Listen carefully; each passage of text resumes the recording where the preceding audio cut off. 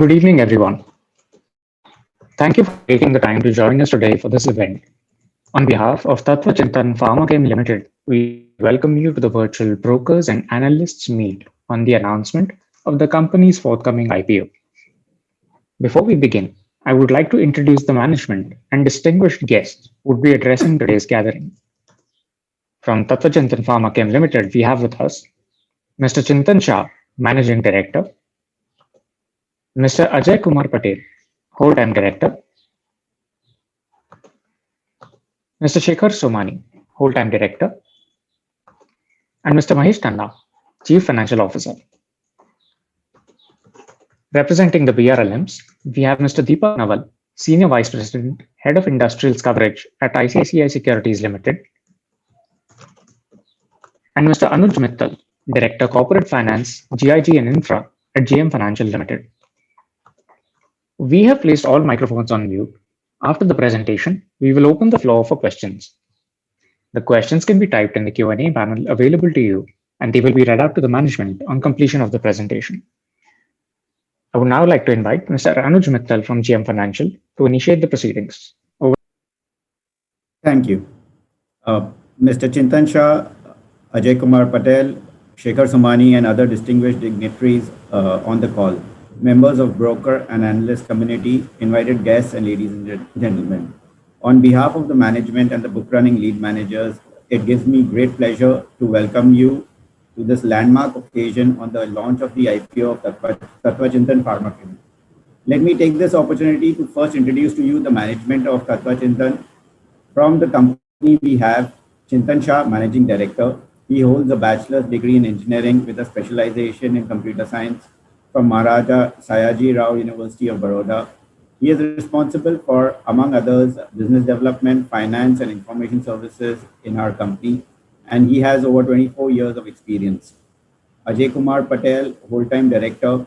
He holds a bachelor's degree in engineering with a specialization in chemical engineering from Maharaja Sayaji Rao University of Baroda. He is responsible for, among others, project engineering and the development and implementation of new technology in the company. He has over 26 years of experience. He was previously associated with Sun Pharma as an officer for chemical engineering. Shekhar Somani, Whole-time Director. He holds a bachelor's degree in pharmacy from Maharaja Sayaji Rao University of Baroda. He is responsible for business development, production controlling, quality and supply chain management in the company. And he has over 24 years of experience. From the book running lead managers, we have Mr. Deepak Naval, Senior Vice President and Head of Industrials Coverage at ICICI Securities. And I am Anuj Mittal, Director of Corporate Finance, GIG and Infra at JM Financial.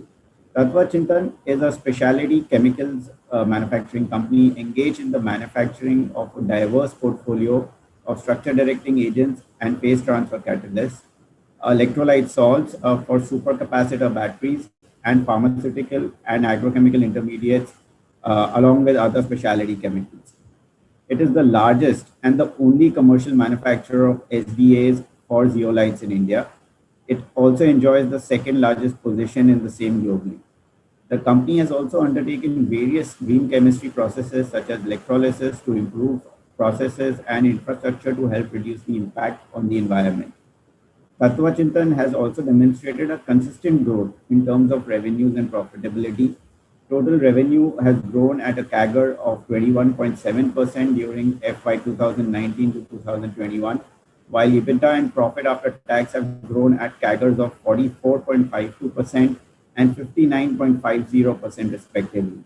Even return ratios have been robust, with fiscal year 21 return on equity at 31.49% and ROCE at 32.98%.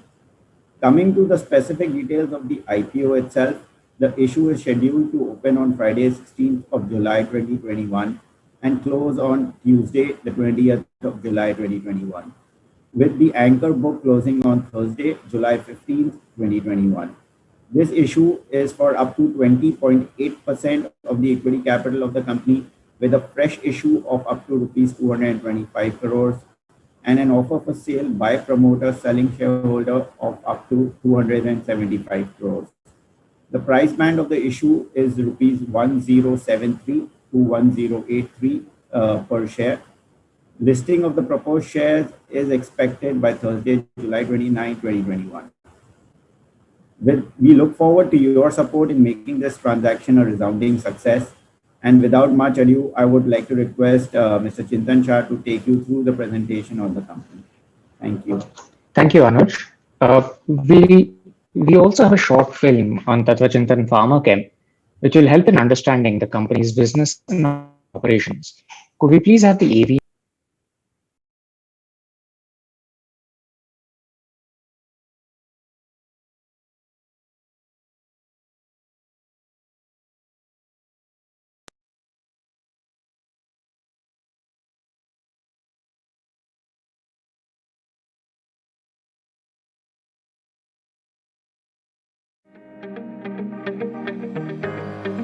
Tattva Chintan Pharma Chem Limited became a reality in 1996 with a manufacturing plant at Ankleshwar, Gujarat, India. Today, Tattva Chintan Pharma Chem Limited spread its wings in over 25 nations across the globe, including the USA, China, Germany, Japan, South Africa, and the UK. Also with overseas subsidiaries in the USA and Europe. With sales partners in China and South Korea, Tattva Chintan has received numerous certifications and approvals.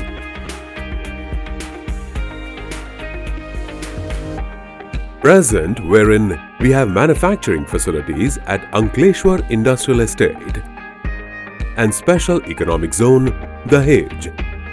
They are also equipped to handle different types of reactions: quaternization, methylation, amination, phase transfer reactions, cyclization, halogenation, condensation, and electrolysis.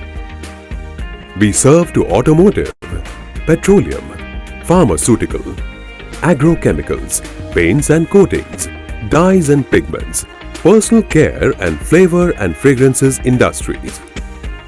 At Tattva Chintan, we have an independent DSIR approved research and development facility at Vadodara, Gujarat, where dedicated team of 20 persons including 7 employees, of which hold doctorate degrees in various fields relating to our industry to carry out research on continuous flow chemistry, electrolysis processes, etc. Quality Control Laboratory has latest analytical instruments, which includes ICP OES, IC, GCMS, GC, GCHS, HPLC, and XRD to analyze impurities up to ppm levels.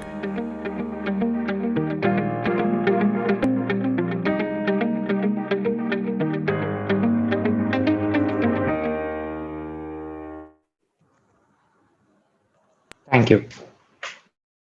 I would now like to call upon Mr. Chintan Shah, the Managing Director of Tattva Chintan Pharma Chem, to take us through the presentation.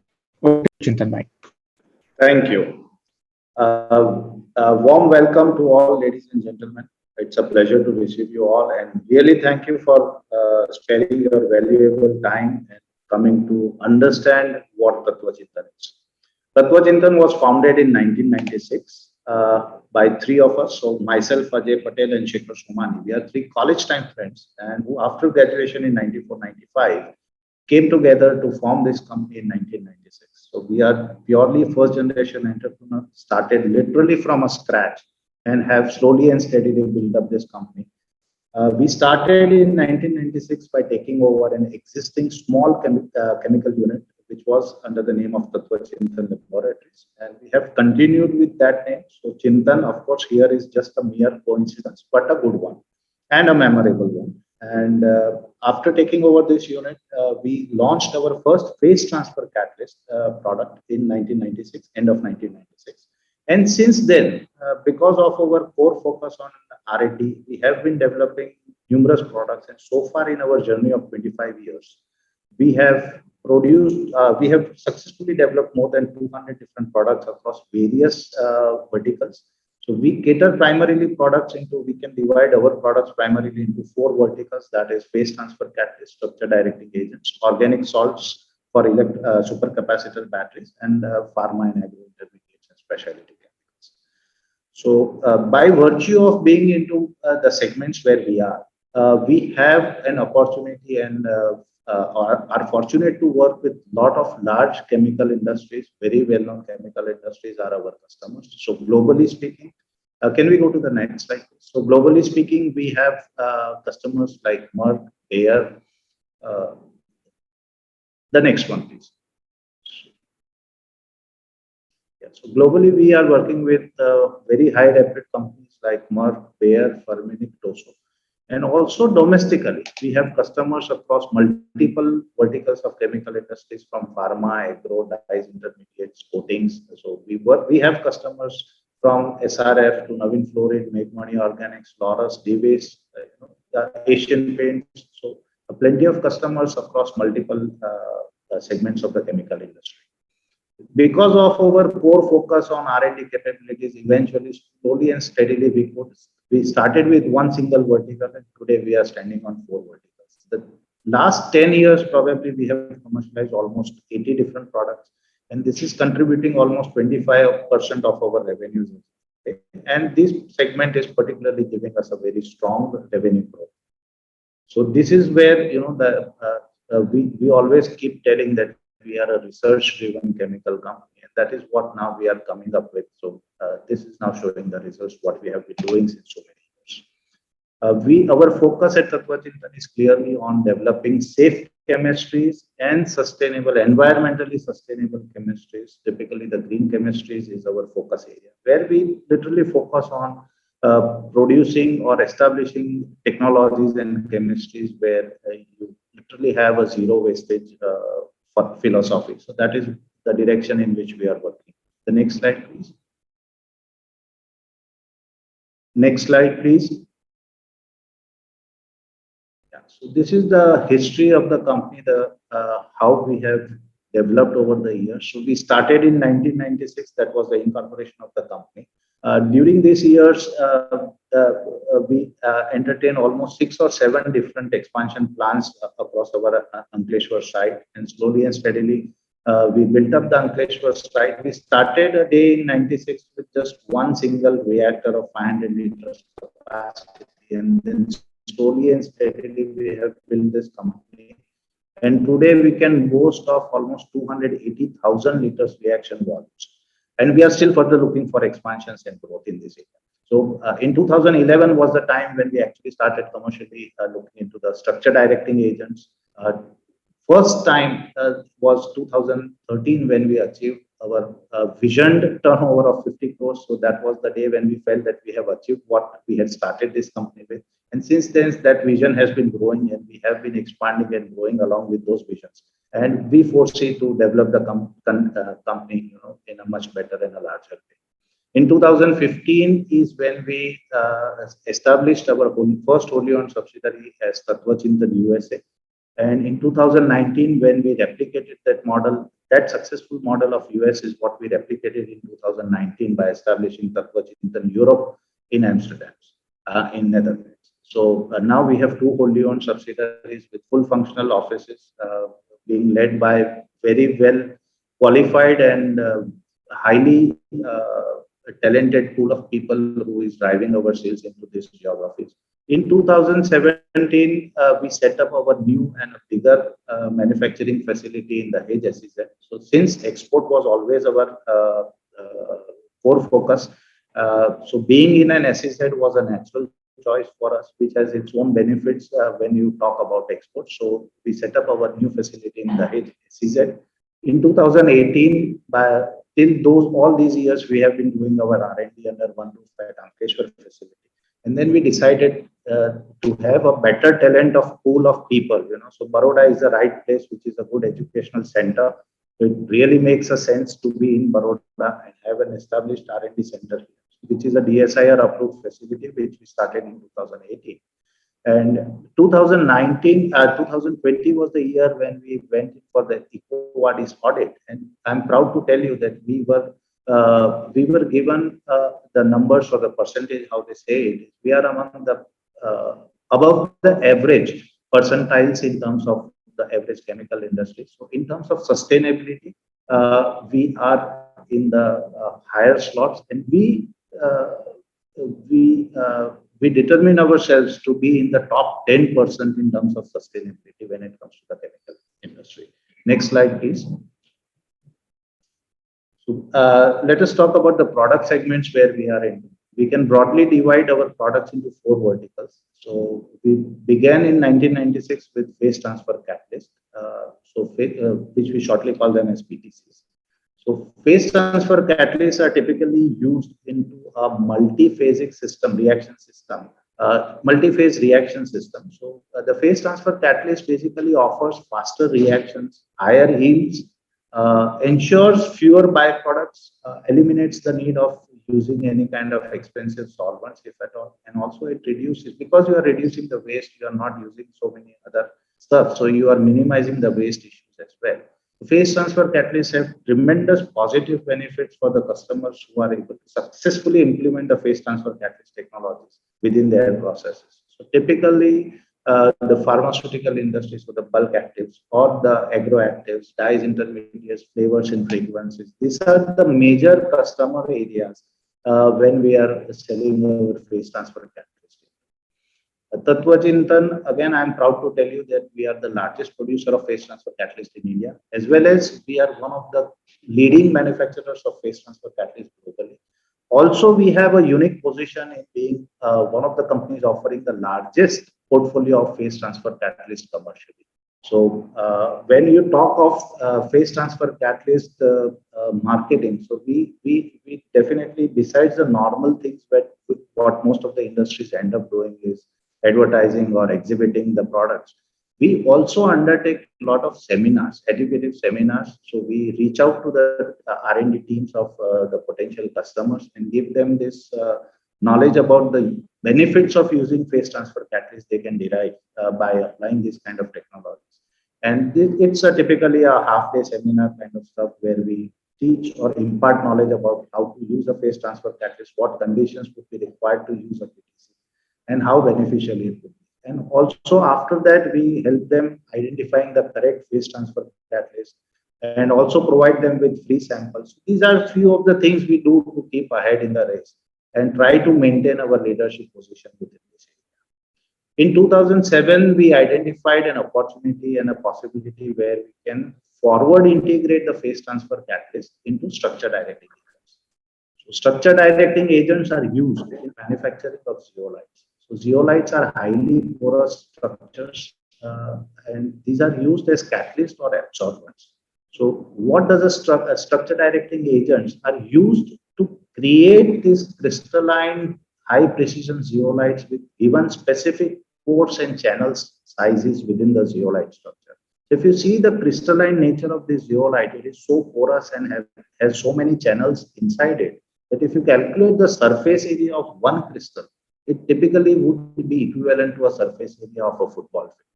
So this is where the beauty of structure directing agents are to create. So these are basically creating the skeletons for this high precision zeolite. And today in the world, there is no other commercially available technology to produce such high precision zeolites except for using structure directing agents. The typical area of application where we are selling the structure directing agents is in the manufacturing of zeolites for auto emission control areas, and also in manufacturing of refining catalysts. So when typically we say auto emission control, we are talking of BS6 emissions, where we want to regulate the NOx, nitrous oxide emissions we are talking about. So these zeolite catalysts, which have been modified with copper or iron, are proving to be very effective in terms of selective catalytic reduction of NOx by using of ammonia. And within this technology, you are able to convert the NOx into nitrogen and oxygen, and thereby emit purer gases compared to a highly poisonous NOx gases. So over the years, when we said BS6, so these limits of NOx emissions have gone down into a low ppm numbers. And today, there is no other commercial technology which can economically run these NOx emission controls below into such low ppm levels. So besides the selective SCRs, so the selective catalytic reduction technology, There is no other known technology which is so cost effective and so effective in reducing the NOx emissions to below to such a low ppm. And when you talk of selective catalytic reduction catalysts, so this is where the structure directing agents are used to make those kind of catalysts. So this is the area where prominently we are selling our SDAs into. The another area is refining catalysts. So when each refineries have a different downstream chemical product and effectively make a very specific chemical output. That's the beauty of the zeolite catalyst, what comes into effect. And this kind of zeolite catalyst production requires the uses of structure directing agents. So if you consider both these areas, both these areas where we are active in terms of selling the SDAs are very strong entry barrier areas by virtue of the segments we are in. Again, the way we produce the structure directing agents is green technology. We are using electrodialysis to convert the phase transfer catalyst into the SDAs. And this is kind of a very unique thing that we are doing in terms of very few companies globally have the expertise to run electrodialysis processes on organic chemistry, on organic substances on such a large commercial scale. So we are one of those few companies globally who has these capabilities to run electrodialysis commercially on such a large volume on organic part of the chemistry. We are the only commercial producer of structure directing agents in India, and of course the largest one. And we are the second largest player of structure directing agents globally. Going to the third vertical, which is electrolyte salts for supercapacitor batteries. So we manufacture these very high purity electrolyte salts, which are used into supercapacitor batteries. Now, supercapacitor batteries are basically a high energy storage devices. So basically, when you say a capacitor, it stores energy. And when you say supercapacitor, it's a small device which has a capability to store high amount of, very high, huge amount of energy. So the areas where supercapacitors are today being popularly used are into storage technologies, so energy storage technologies, where hybrid EV vehicles, also in terms of renewable energy storage devices, or also there are so many spikes that happens on the electrical grids, and to control and have those kind of a smart grids, there is a tremendous new usage coming up for the supercapacitor batteries. So these are very niche areas where supercapacitor batteries are finding fantastic applications. This is still a very, this technology is still in a very nascent stage. So yet the growth is yet to come, but this has a tremendous future. So when we talk of renewable energy, India or everywhere globally, everyone is trying to find an alternative energy, either in terms of wind power or solar power. And when you talk of generating these energies, you need devices where you can store these energies. So supercapacitor battery is the most prominent technology which is being used to store these kind of energies, solar energies and wind power energies. So these are quite exciting areas of applications that the supercapacitor batteries are coming up with. And we are the only producer of electrolyte salts in India, as well as globally, we are just one among the three known commercial suppliers of electrolyte salts. Again, I'm proud to tell you that we have a unique way of making this electrolyte salts. So first we make the phase transfer catalyst, we forward integrate them into super pure structure directing agents, and then we use these super pure structure directing agents to make a very high purity electrolyte salts. So among the known commercial suppliers, we are one supplier with considered to have the best quality of electrolyte salts. So definitely we have a very unique position in the market when we talk of electrolyte salts. The fourth vertical we have is about the pharma and agro intermediates and specialty chemicals. So under specialty chemicals, we do offer catalysts for epoxydations. We offer products for epoxy resins, and also we have disinfectants and multiple things we do in this area. Besides that, lately we also introduced a solvent which is being popularly used by pharmaceutical industry, which is called a glyne.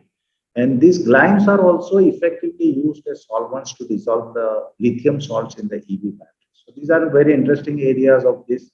We are again the largest producer of glyne, or the sole producer of glyne within India, I would say, and one of the largest in the world.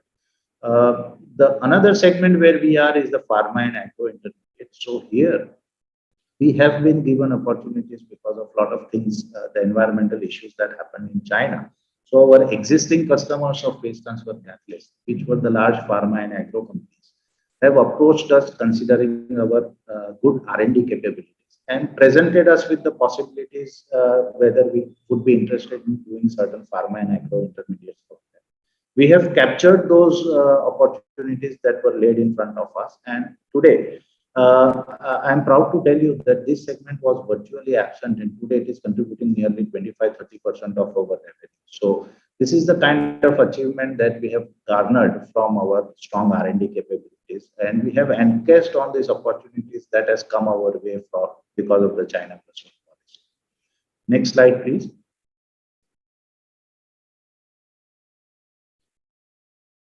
So, because of the range of products that we are into, and we are talking of very high purity substances. So, when we talk of structure directing agents or electrolyte salts for supercapacitor batteries, so here we are talking of impurities running into parts per million. So, we are talking of very super pure products is what we are talking about. And to maintain this kind of quality, sorry. So, to maintain this kind of very high quality standards, we have a very strong team of people working with our quality control and quality assurance department. It's a big team working on both the sides relentlessly 24 hours a day. And our quality labs are also equipped with the most modern available technologies to ensure that we maintain this kind of very high quality standards. Next slide, please.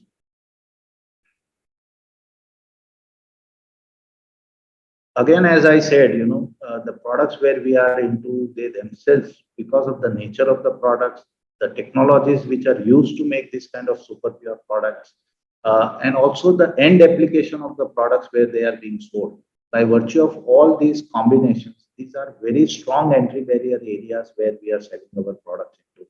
So let us talk about if structure directing agents being sold into the automotive application or the refining catalyst application. So here, it is kind of, you cannot fail once kind of an area. So, the customers, once everything is approved, run successfully, then none of the customers either in the automotive or in the refinery areas are ever willing to change anything. So once things are successful, run successfully, there is practically no possibility to change anything. So this creates a huge entry barrier within this industry.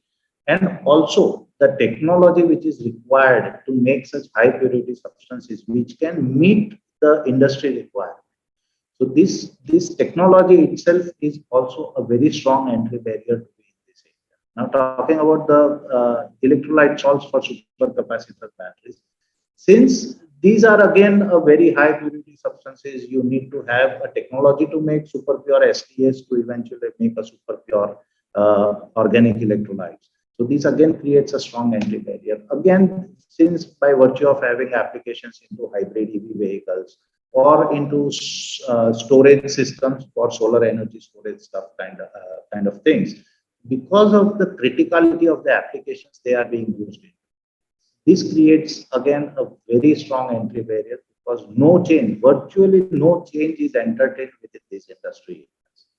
And again, if we talk of the phase transfer catalyst, since these are catalysts, these just contribute about 0.5 to 1% of the reaction volume. So in terms of cost, they are insignificant.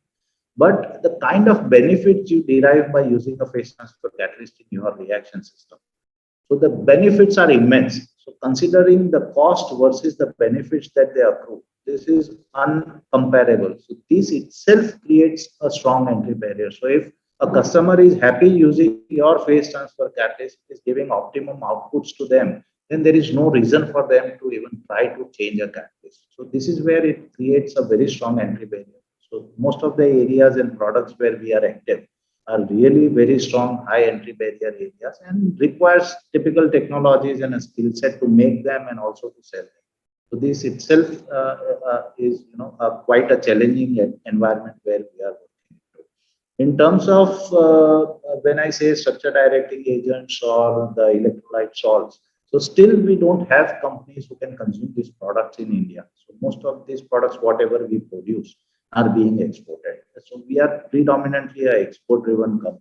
So we have almost 70% of our revenues coming in from exports. And equally, the Indian industry, the Indian chemical industry is also growing very rapidly since this is what I have been observing since last 3 or 4 years, that the demand from the Indian customers is also growing rapidly in terms of volumes as well. And this is the reason why the domestic market is also growing quite rapidly for us for in the other sectors. So this is a quite healthy scenario in terms of the Indian chemical industry, where you have export growth, but not only export growth, but also your domestic market is also growing very rapidly. Next slide, please. Since we are into products which are mostly in terms of applications or in terms of manufacturing requirements, these are all technology driven. So when you talk of phase transfer catalyst, you need a technical knowledge and an expertise to be able to sell this phase transfer catalyst. Right? So there is a mechanism, as I told you, that we have this kind of technical seminars which we organize periodically, not only in India, but also in the US and in Europe, where we help the customers to understand how they can use a correct phase transfer catalyst, how they can select the correct phase transfer catalyst, use it effectively, and derive the benefits out of it. So, and again, when you talk of structure directing agents or organic electrolyte salts, so these are the technologies required to make this kind of product. So the places where we are present, either the products are niche, they have some very high super technical applications, or they need a super technology to be produced. Again, so because of this, we claim that we are a technology or a R&D driven company, and we are very focused on R&D right from our inception. So today we can boast of a good R&D facility out here in Baroda, which is approved by Department of Scientific and Industrial Research.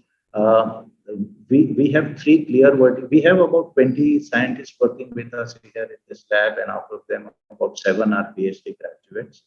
And this is the core reason why we are in Baroda, because being a good educational center, we realize that availability of this skill set may be difficult in other geographies, but being in Baroda, which is a wonderful educational setup, a wonderful university where it's my alma mater, where I have studied the MS University of Baroda.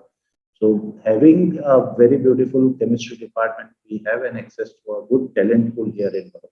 So it really makes sense to have our R&D facilities out here in Baroda. And we have 3 verticals here in R&D where we do, in the first vertical, we have an organic synthesis lab, where we do a typical conventional chemistry, where we are developing a phase transfer catalyst or doing things on pharma and agro intermediates kind of stuff.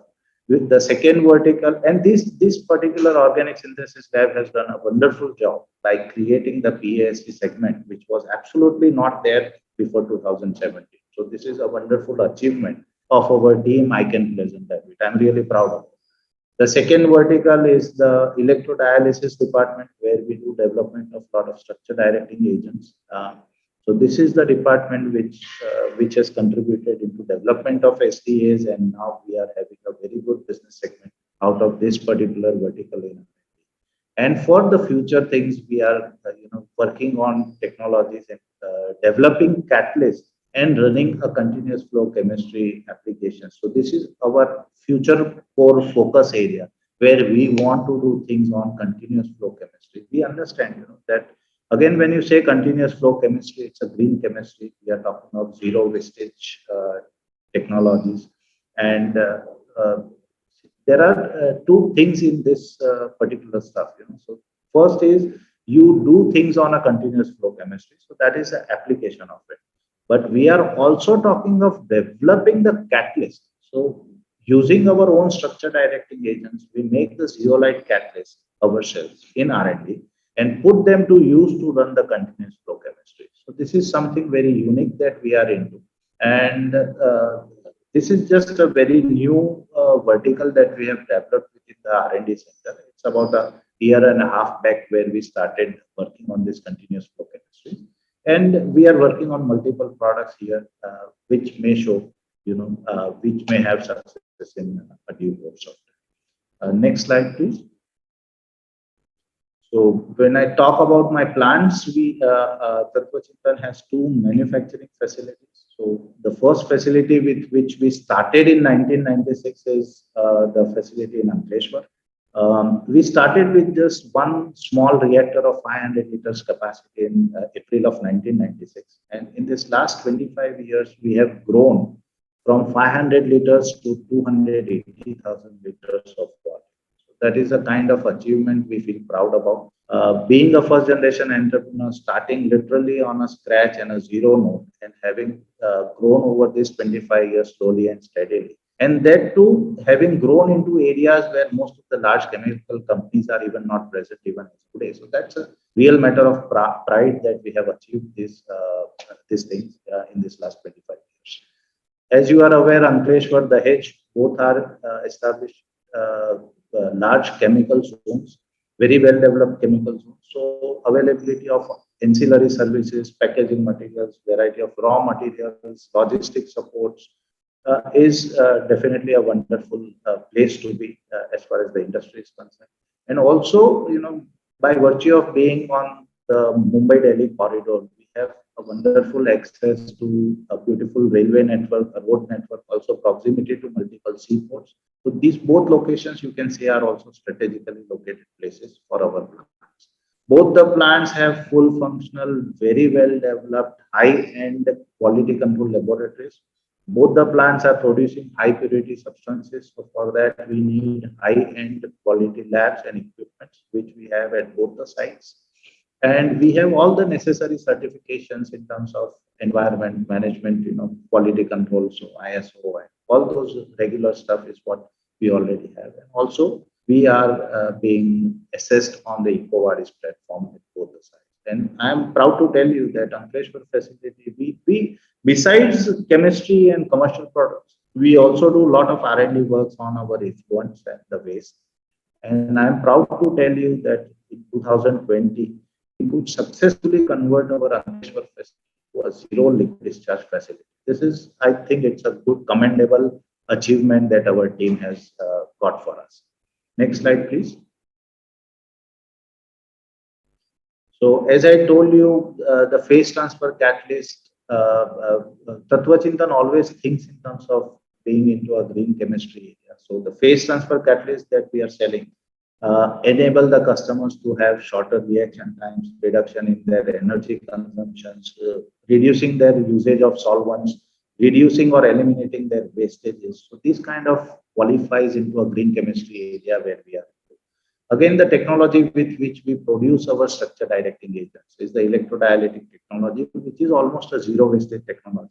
And again, in this technology, there is no requirement to use any kind of solvent. So this also qualifies as a green chemistry area.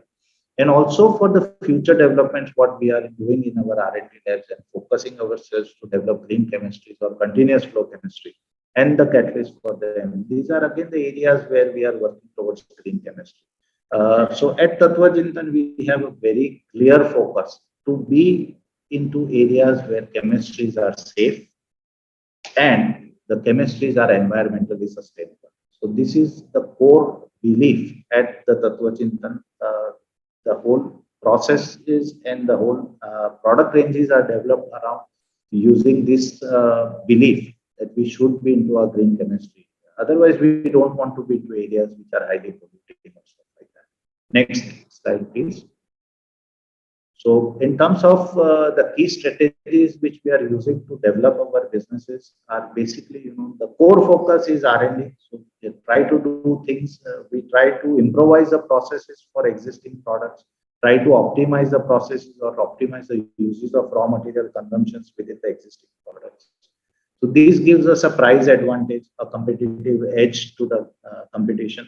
So this is one of the technique that we do as a key strategy. Also, coming up with newer products, what the customer is looking for, what is driving the market today. So these are the things which we are really focused about and try to bring in those kind of stuff on a commercial scale to the markets. And this is where we have this unique edge over most of the chemical companies in India. So if you see most of the places where Tattva Chintan is present. So let us pick up from structure directing agents. We are the sole producer, commercial producer in India. Organic electrolytes, we are the sole producer in India. Glymes, we are the sole producer in India. To be in that position, it requires definitely a good amount of effort in terms of R&D capabilities, technology development capabilities. So that is what is one of our key focus area. And again, for future as well, we are going into continuous flow chemistry, but not only getting the products into continuous flow chemistry, but also developing the necessary catalyst and technology to get into that particular chemistry. So this gives us a quite significant competitive edge compared to all the conventional chemistries being used today. We established our wholly owned subsidiaries in US and Europe. So thereby we could remain very close to the customer. We had always the opportunity to meet them at a frequent interval, to present our capabilities. So this has also got us a lot of improvement in terms of improving our existing wallet share with the customers, and also making the customers aware of our R&D capabilities and increasing R&D capabilities. So that has also landed us with many new projects, possible and potential projects, which now we have a strong pipeline of products which we are doing on our R&D scale. So these are basically the key strategies which we use in terms of developing our business and making it more sustainable and continue to make it more and more sustainable. Next slide, please. So in terms of our team, so we have a wonderful, besides three of us, so besides the core team, which we three are, so besides us, we have a really good second team, which takes care of all the operations. So we have Mr. Mahesh Tanna as our CFO, who is almost at 21, 22 years of experience in industries, and large companies he has worked with is in his past tenures. We have Mr. Harish Patel, who is our head of operations. He is with us since almost 15 years today and has an overall experience of 28 years. He is a person in introducing the technologies what we develop at R&D and commercialize them at the plant scale and commercialize them safely. So the important and underlying segment of this is safely. So commercial implementation of the technologies developed at R&D and safely implementing them on the plant scale and successfully running them. So that is, I would believe, is a very important part of our team and a very good asset to have on board. And then we have Dr. Ajay Singh Rawat, who is our head of R&D. He is a PhD with more than 25 years of experience, and in his past tenures, he has worked with a lot of large pharmaceutical companies, R&D divisions. So he is definitely a good asset to have on. In terms of independent directors, we have Dr. Manhar Desai and Dr. Avni Ummat. Both are PhDs in organic chemistry, so they are definitely coming from a relevant field where they can contribute in all aspects of the business, all on the technical side. Yeah. So they can definitely contribute on the technical side, on the training side, safety sides, marketing side. So these people can definitely contribute in a big way to the company. And we have Mr. Subhash Patel, who is a chartered accountant with 33 years of strong experience, with an expertise in taxations and finance. So he definitely can contribute in a big way to the company. I think I've taken up a lot of your time introducing ourselves. I would now hand over the things to Mr. Mahesh Tanna, and he would take you through the financials of the company. Thank you, everyone, for your patient hearing. Thanks a lot. Thank you, sir. Good evening, everyone. The revenue growth has been very strong. Recently, close to 22% CAGR since FY19. This has been driven by a strong growth in a structured directing agent segment. SDA has contribution improved from 12.3% in revenue in FY19 to 40.03% in FY21. Which has improved our business mix to a more balanced mix with three strong segments, that is SDA, PTC, and PSC. EBITDA margins have been consistently strong, improving from 17% in FY19 to 23% in FY21, which has led to around 45% CAGR on EBITDA. The reason for improvement in EBITDA is product mix resulted in reduction in raw material cost. PAT margins have been similarly on upward trajectory, improved from 10% FY19 to 17% FY21. Return ratios are also robust. ROE have improved from around 26% in FY19 to around 32% in FY21. Similarly, ROC from around 26% in FY19 to 33% in FY21. The debt position is also very comfortable and improving, approximately 0.5x at FY21 from around 0.8x at the end of FY19. So now with this presentation, over to you, moderator. Thank you, sir. We will now open the floor for the Q&A session. We have received some questions, so while we take those up first, I request everyone to post their respective questions in the Q&A panel. A gentle reminder, we may not be able to take all questions due to paucity of time. However, we will try our best to ensure that all questions are answered. The first question: who has invented the technologies that Tattva Chintan is adopting? Are these developed in-house, or have you sourced the technology on license from somewhere?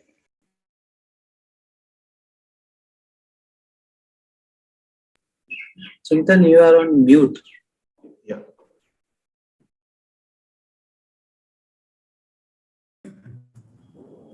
Now, am I audible? Yes. Yeah.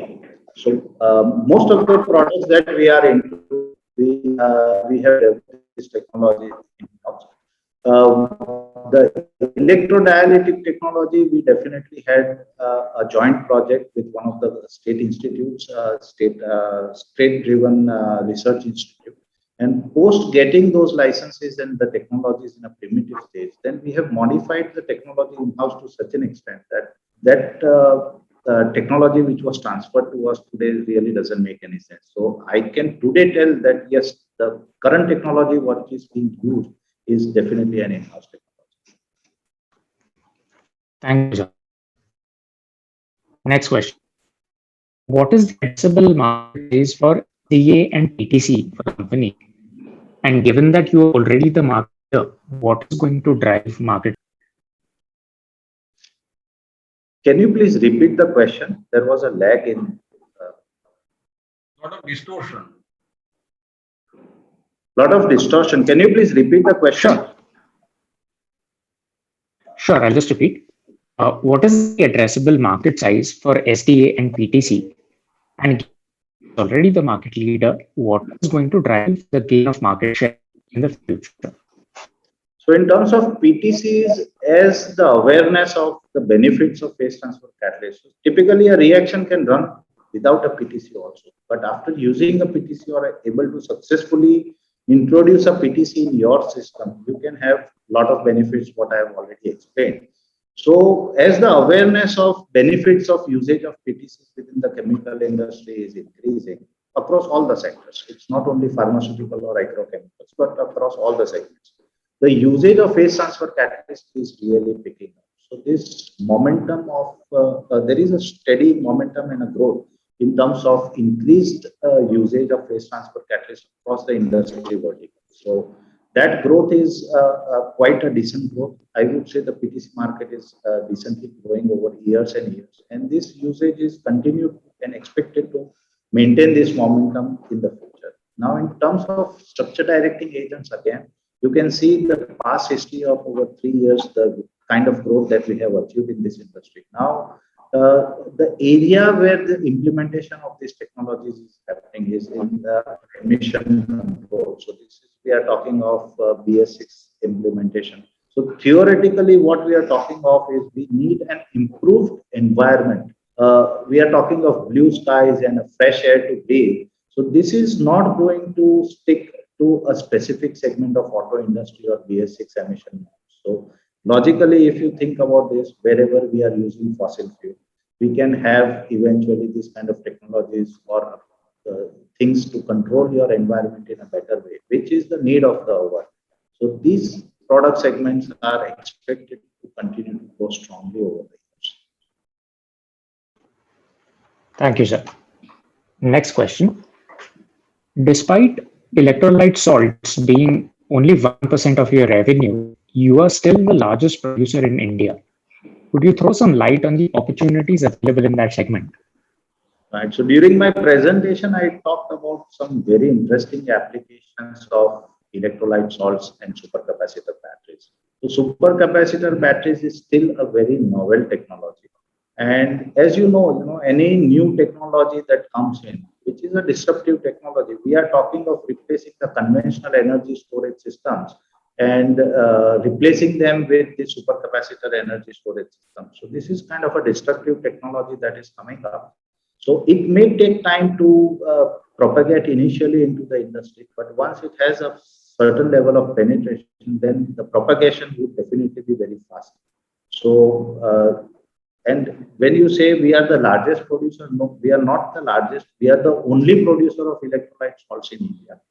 So there is literally very less awareness about what is a supercapacitor and what are the kind of applications and how beneficial it is. So at large, public at large really still doesn't understand the real value and the power of supercapacitors. Now, if you talk about the application, probably you are also using the supercapacitors in your daily life.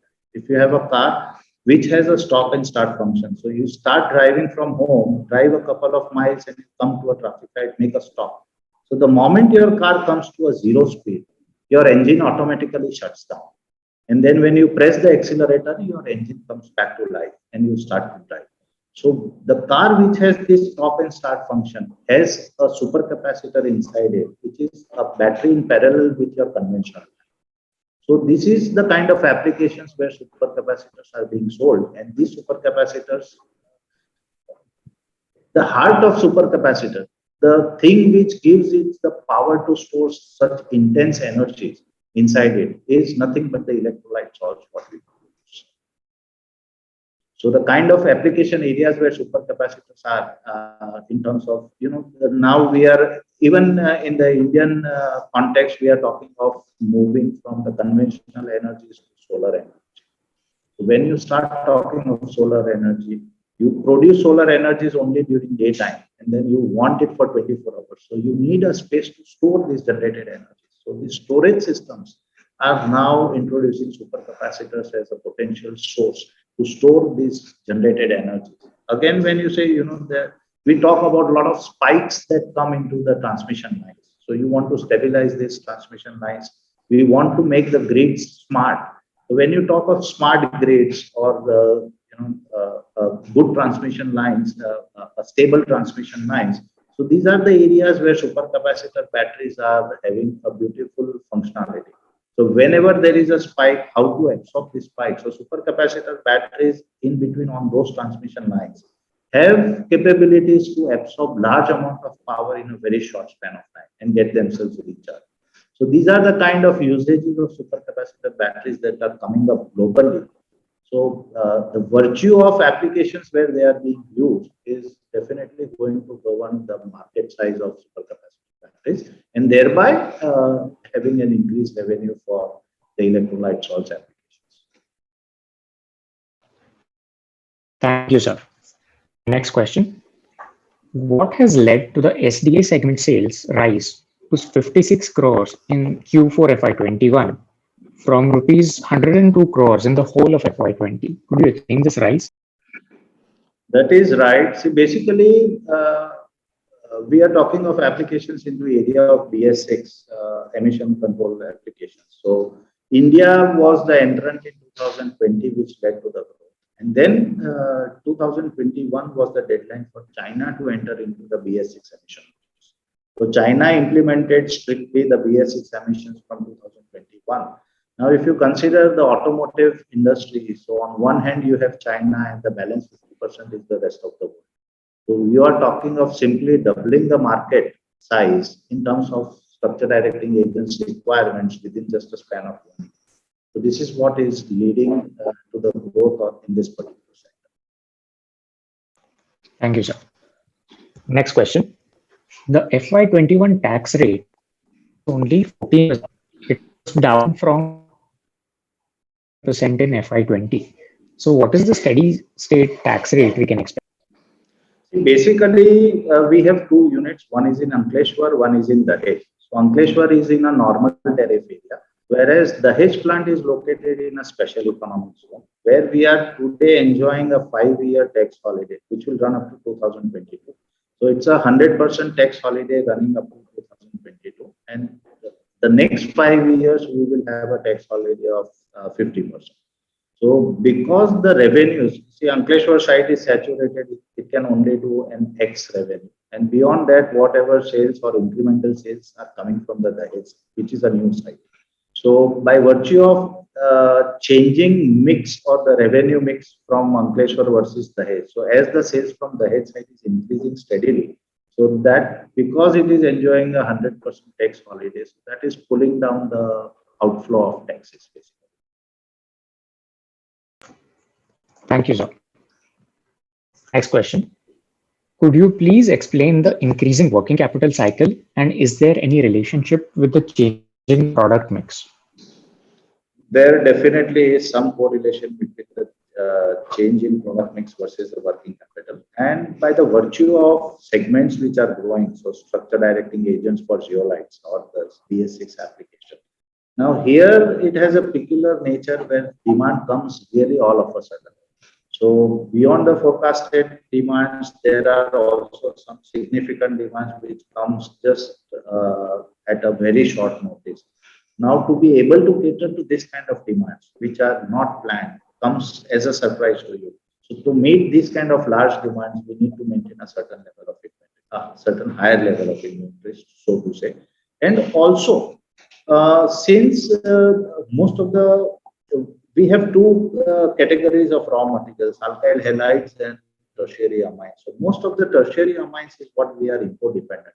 So being import dependent, we also have to be careful in maintaining slightly higher pipeline of inventory so as to ensure in any adverse situations of imports or logistic issues or anything going wrong, we don't run into a dry mode. So because of that, we theoretically have a little healthy pipeline of import raw materials. Also, we have multiple locations where we are putting up our inventory. So we have two manufacturing locations, Ankleshwar, Dahej.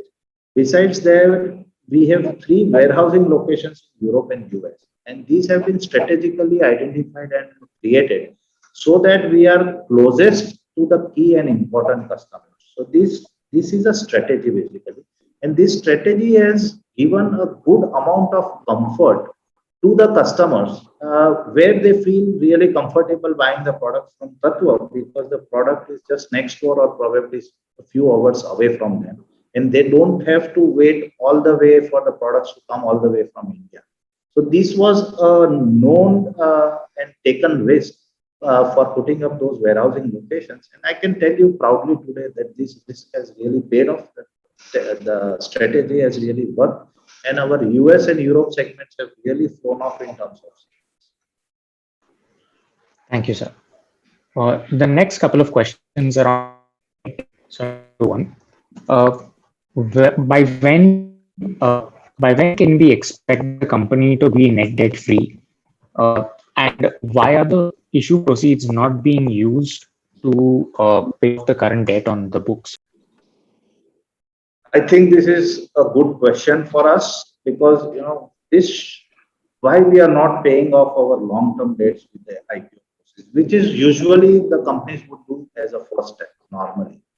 But since we are very confident of the business growth plans, we know that we need larger capacities to meet with these demands, which is growing exponentially. And to meet these demands, we need these capacity expansions to happen in a short time. So we opted to utilize most of the IPO proceeds into expanding our capabilities. Also, we know the future is really dependent on your capabilities in terms of R&D. So we are putting up a lot of money even into expanding our R&D capabilities. And we know that in a due course of time, we would repay our long-term debts, which I think by the year 2024, we will have repaid all our long-term debts. Thank you, sir. Next question. What is your R&D spend annually as a percentage of revenue? And is there a target to this? So typically we are spending anywhere close to a 2% of our revenues today in R&D. after expanding our R&D capabilities, we feel we would be in a range of 3 to 3.5% of R&D spend. And that is the core strength. So unless and until we don't visualize to increase our R&D spend, I don't think you can grow really rapidly. So that is the key to our success, and we continue to hold on to that strategy. Thank you, sir. Next question. Throw some light on what are your gross margins during the last 3 years, and how your margins compare to those of your peers in terms of operating profit and net. In comparison to peers is what I will talk about, and in terms of reality margins is what I would leave the question for Mr. Mahesh Khanna. Practically speaking, there are no peers, because you see the segments where we are into, the structured directing agents, we are the sole producer in India. Organic electrolyte salts, we are the sole producer in India. Limes, we are the sole producer in India. So most of the pharma and agro intermediates are basically specific customer driven.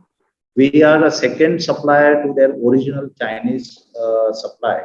So practically speaking, we are again the sole source in India for that specific customer on those specific products. So theoretically speaking, we are talking about a company which has no peers within the market. But since we were compelled to put few names, we have opted to choose specialty chemical companies who are niche in their own way and in their own segments. So that is the reason why we have shown few peer players. But reality, there is nothing which is even closely comparable to what we are.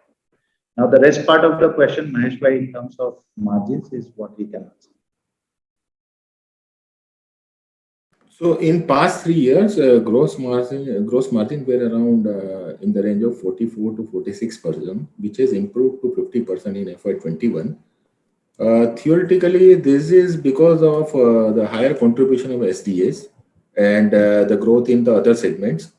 So typically, this is the kind of the raw material optimization, that reduction in raw material cost we have witnessed due to product mix. Thank you, sir.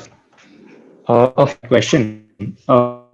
Could you please give us the product-wise EBITDA margin for, say, SDA, BTC, etc.? So at this point of time, data are not handy, but more or less we can say that their margin is more or less in their contribution of the revenue. Thank you, sir. Next question. Why are you opting to go for capital expenditure when your Dahej unit is functioning at close to 50 or 60% capitalization? I would like to take this question. So basically, if you see, our revenue of the first 9 months was in the range of about 186 odd or 190 crores revenue.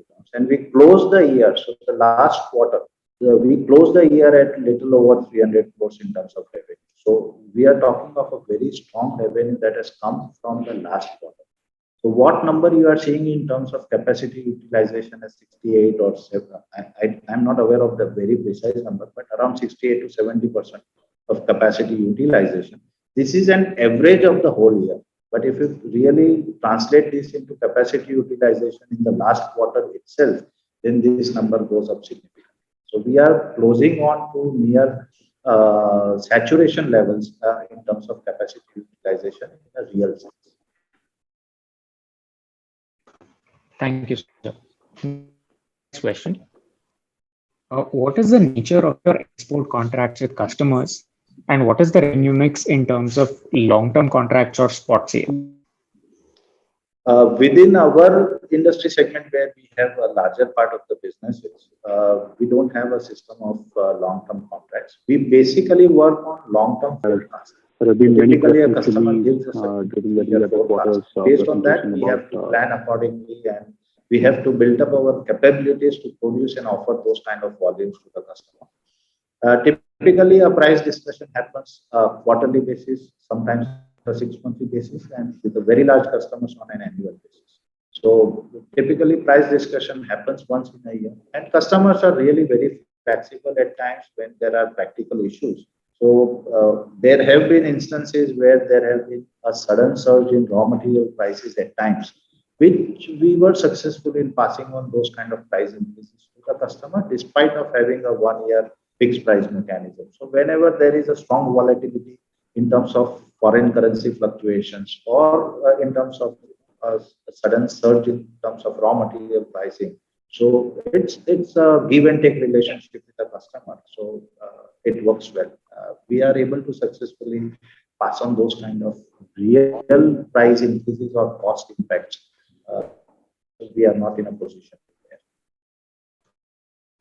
So this same thing has happened over the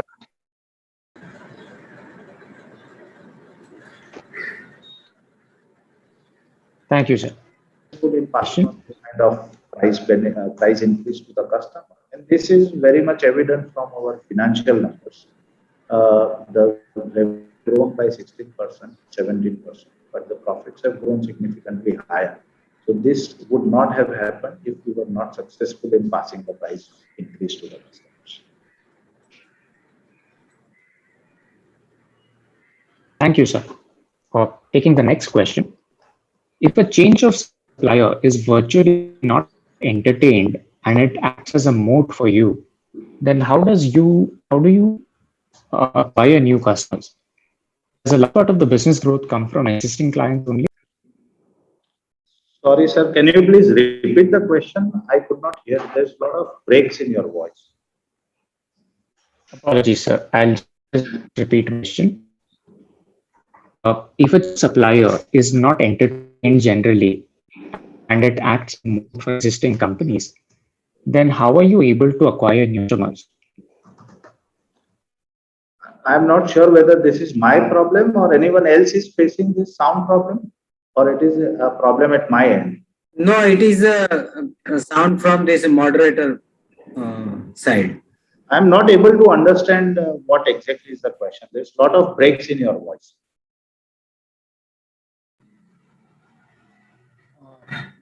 Gaurav, send the message to me. I'll read it out.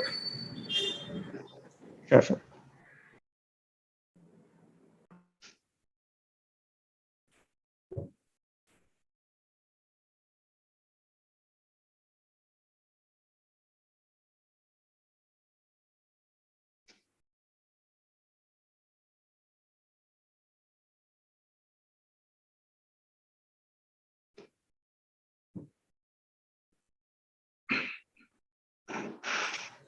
Chintanji, the question is, if change of supplier is virtually not entertained and it acts as a moat for you, how does you as a company is able to acquire new customers? Does a large part of this business growth comes from existing customers only? Is the question. No. Yeah, I understand that, sir. But all the businesses doesn't come from the existing customers. So though the existing customers may have increased demand and have positive impact on our business and top lines, but also a lot of things happen at the new customer's end. So it's not that you don't get an entry into a customer. It's a very lengthy process. Typically, the evaluation process and the approval processes are too stringent. It takes anywhere between 3 years to 7 years of time frame to successfully commercialize a new business within the specific business verticals. So it is definitely, and once you are through, then the same thing would not be repeated or entertained to the customers if you want to change your source of supply. So this is what creates entry barriers for our suppliers as well. So this is a kind of a tricky situation we are in. But this is also a beneficial situation if you think in other lines, because this restricts the entry of our competition into the areas where we are already. So it's kind of a tough situation, but it also has its own strong positives. Thank you, sir. Thank you, sir. So the next question is, what is the implied market cap at the higher end of the price band? So I would request Merchant Banker to answer this.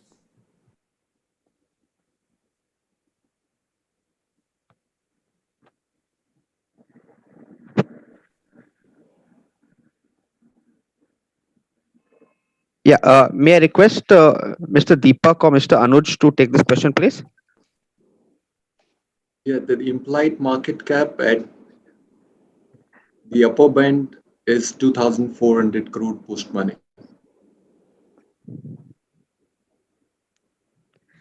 Thank you, sir. The next question is, what are your top three major raw materials and sourcing for the same? See, primarily, we have our chemistry starts with reacting a tertiary amine with alkyl halide. So, alkyl halides is what we source domestically, all the alkyl halides. And in tertiary amines, we use typically 15 or 16 different products, which are primarily imported. Out of these 15 or 16 amines, what we use, we have only availability of two amines, two tertiary amines in India from what we consume. So these are being supplied by alkyl amines in Balaji. But rest of apart from these two amines, we are absolutely importing the rest of the amines portfolio. Thank you. And sir, do you see a reduction in the order book due to the pandemic? No, actually, it has worked other way around. So if you see our revenues, even during the worst pandemic hit year, we have grown with a 16% revenue rise. So, and if you see the last quarter performance, this growth is even stronger than the precedent. So you can imagine the pandemic has literally not had any major adverse impact on the operations of or on the revenue. Of course, the first few months were definitely having an impact because of the pandemic. Also, we had to close down our facilities for 12 days. And then slowly, once we regularized our operations, but there were already existing challenges in terms of raw materials availability, in terms of logistic issues. So I think by October, things went back again to a normal. And then since then, things have never been. And even during the second wave of pandemic, I think most of the industrial operations remained more or less unaffected by it. Thank you, sir. So the next question reads, the Q4 FY21 material cost rose to 53% from 48% in the 9 months of FY21. How did the EBITDA margin increase to 25% from 23.3% respectively? If you could please throw some light on that.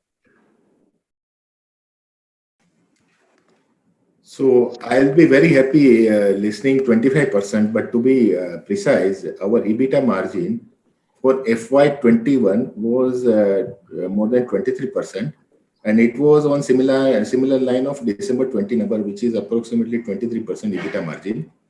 If we compare the cost of raw material consumed, so in fact, up to December, it was around 53%, and it further reduced to around 50% at the end of FY21.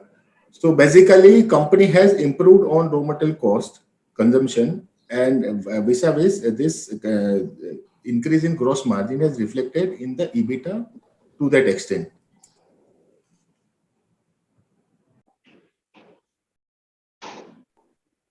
Thank you so much, sir, to clarify that.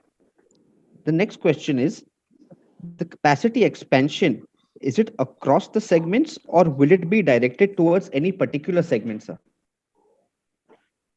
Since, to describe our facilities, I would say we have a multi-purpose, multi-product facility. So I could not identify that we can make only this particular product in this capacity expansion.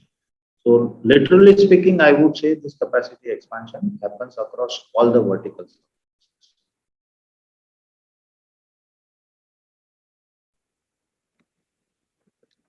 That's great, sir. Thank you. The next question is on the valuation. Could you throw some light on how you have arrived at the IPO valuation? And if you could please justify that. So, hi. Yeah, I will take this. So I think if you will look at the valuation as put out in the price band ad, you'll see that we have listed our peers there.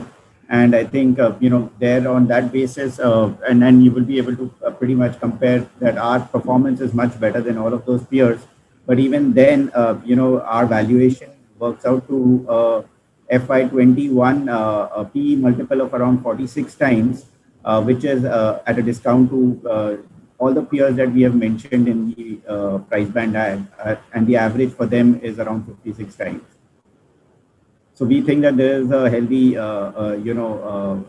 room left for the investors on the table here, as the company's performance is equally strong, if not better than most of the peers there.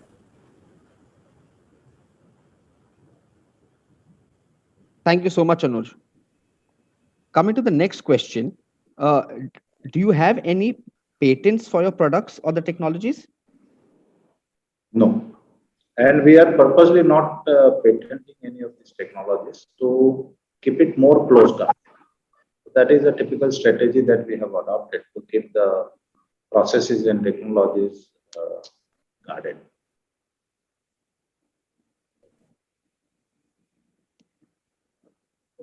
Sir, is the revenue jump in Q4 FY21 a seasonal factor? No. Our business is in any of the verticals where we are present is not having any kind of a seasonal effects. So it's on a continuous basis that this happens, quite systematically spread across the year. So we don't have any kind of a seasonal impact on the businesses.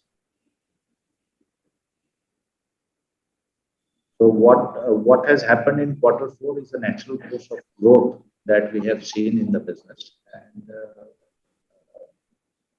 nothing in terms of seasonal stuff. We are catering to wide range of industries. So anyway, we are hedging naturally. Like we are in the pharma, we are in the agro, we are in the auto, we are into the electronic chemical, we are into the epoxies, dyes. So large base, it will naturally hedge us. Thank you. Sir, and is there a possibility in gaining any more market share in PTC and SDA, or have we reached the maximum possible level? No, the growth in business is definitely evident. If you see the past 3 years track record, the business has been growing quite significantly at a decent pace. We are growing. So that is bound to happen.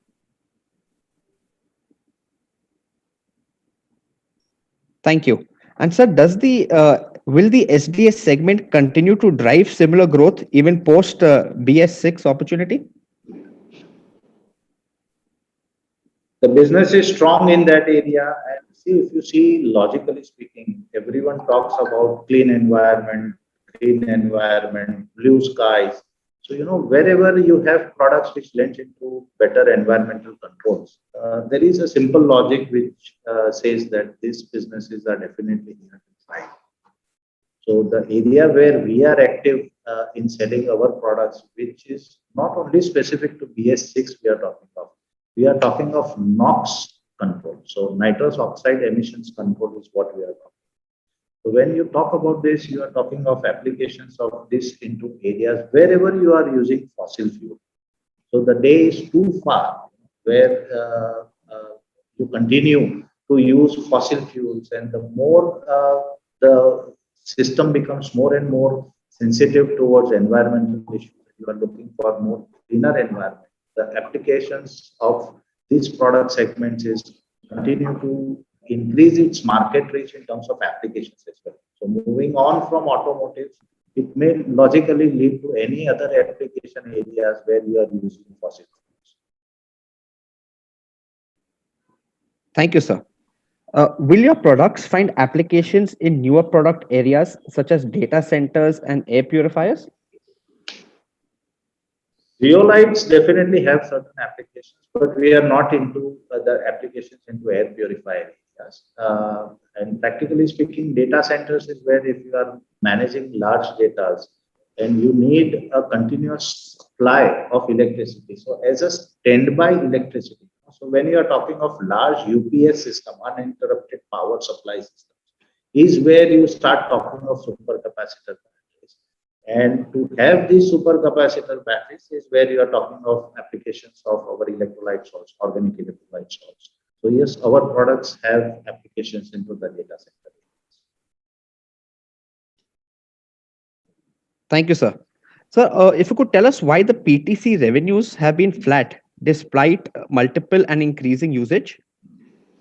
So as I mentioned, the technology which we use to make SDAs is the forward integration of PTC. So basically, it is not that we are producing lesser PTCs. Our PTC is being produced on a larger scale, much larger scale.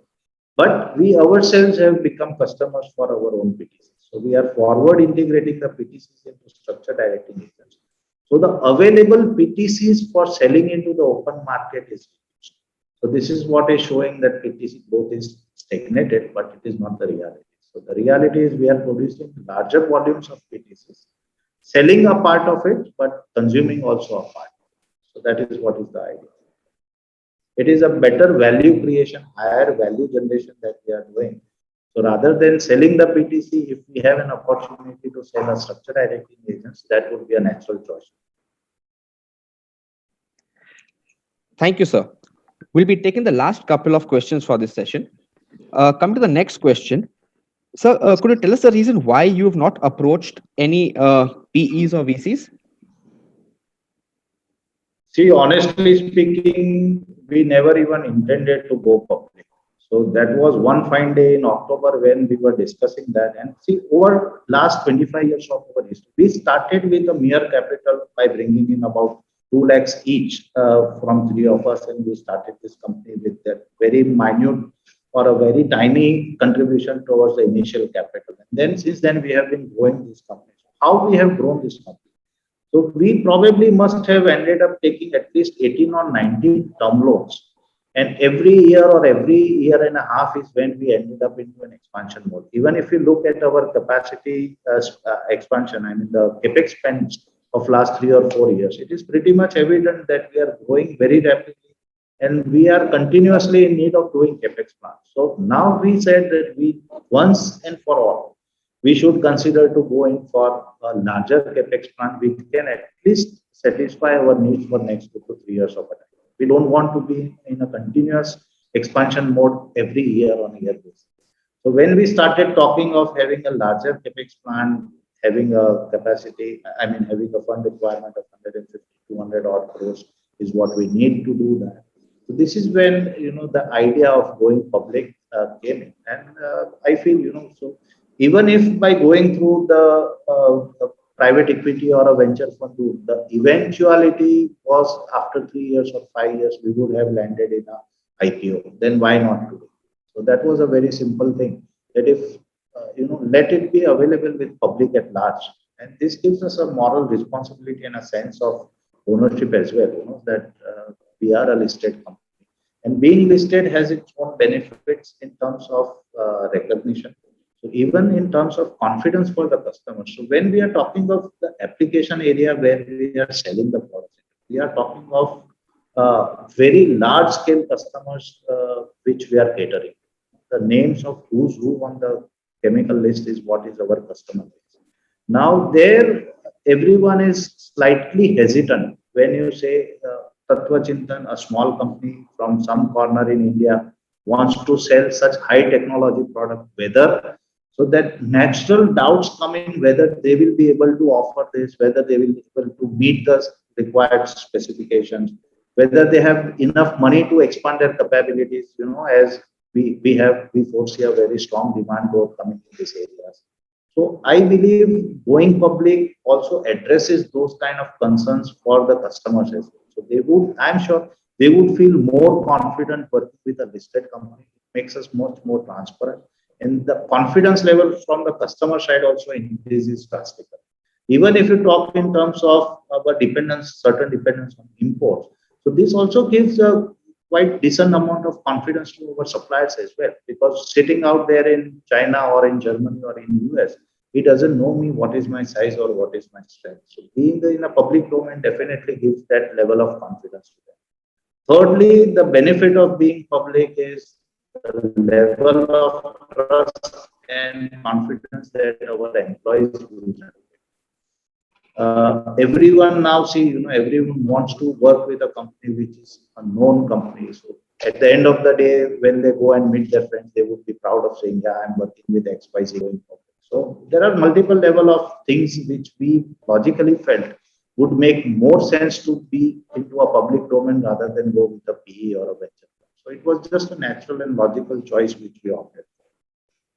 And I'm really honored to say that today the Indian industry, the capital markets are matured enough to accept such small companies like ours who are doing something special and recognize our strength and allow us to go public. So I really appreciate these opportunities that are being granted to the small chemical industry or small industries, in fact, which can nowadays see a light to go public. So this is really a beautiful thing that is happening in India. And why not take advantage of that? Thank you so much, sir. Coming to the last question of this session, is green chemistry offering any extra margins to us, or does it help bring about more stickiness? And what is the customer feedback on this that you've been getting? See, green chemistry, so when you talk of electrolysis or you talk of continuous flow chemistry, so here we are talking of zero wastage technology. So of course, there is definitely a benefit in terms of your raw material consumption, or theoretically, we are talking of almost complete conversion to the required. So there is definitely an upper hand in terms of raw material consumptions or in terms of your profitability when you compare it with your competition who is using a conventional. Again, since it's a zero wastage technology, you are left with no environmental waste which needs to be treated. So this is definitely a big win-win situation for you, where you have raw material cost benefit as well as you are not having any kind of effluent treatment cost. So this is kind of a winner. So of course, this has its own strong benefits to be into the green chemistry.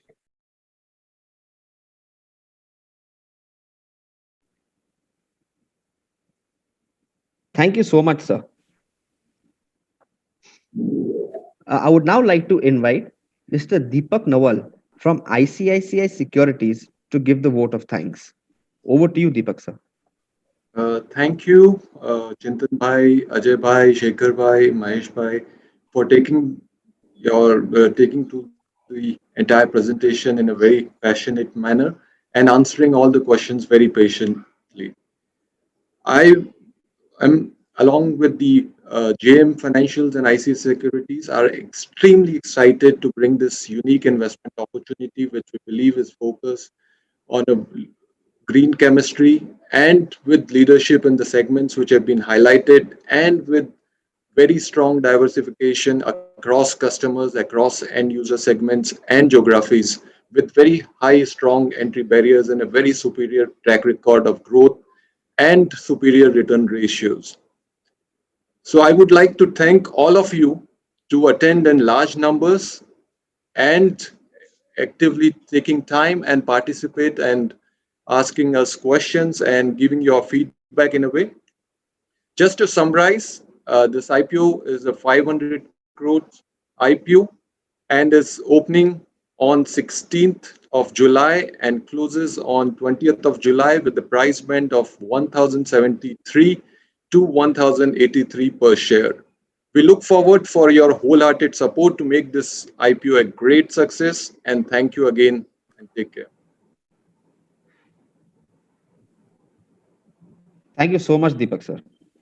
I would like to thank everyone for joining the virtual brokers and analysts meet of Tattva Chintan Pharma Chem Limited for their forthcoming IPO. While we may have not been able to address all questions, I would request you to kindly reach out to us at ipo@tattvachintan.com or ipo@adfactorspr.com, and we will do our best to reply to all your queries within the next 48 hours.